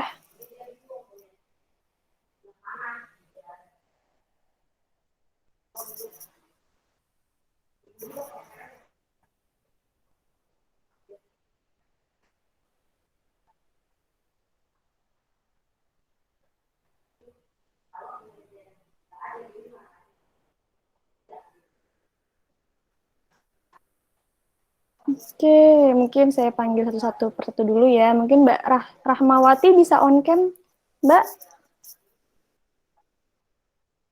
Mbak Rahmawati ataupun Mas Gideon atau Mbak Gina, Mbak Andini atau Mas Mimin bisa on-cam?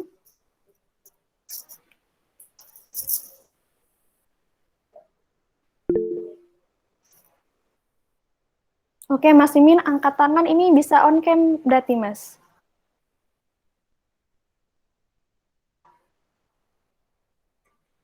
Halo Mas Mimin, apakah bisa on-cam tadi raise hand?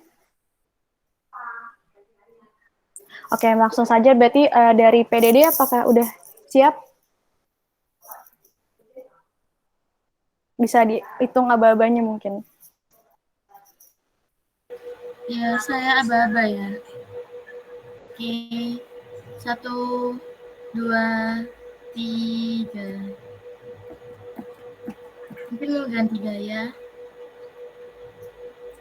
1, 2, 3. Sudah. Oke, terima kasih. Saya ucapkan kembali terima kasih banyak untuk semuanya sudah datang kepada Mbak Vira selaku salah satu narasumber kami dalam acara ini. Terima kasih banyak Mbak Vira atas pemaparannya, sangat bermanfaat sekali, dan juga tidak lupa ucapan terima kasih atas bantuan dan partisipasi dari para stakeholder yang selama sebulan ini sudah membantu kelompok kami dalam menjalankan program-program kegiatan PKL kami. Dan juga yang terakhir, terima kasih banyak atas para peserta, yaitu warga, atas partisipasi serta dukungan dari warga Desa Pejok yang sudah menerima kami dan membantu kami. Kami berharap program-program yang kami berikan dan kami sampaikan akan bermanfaat bagi Anda semua. Amin.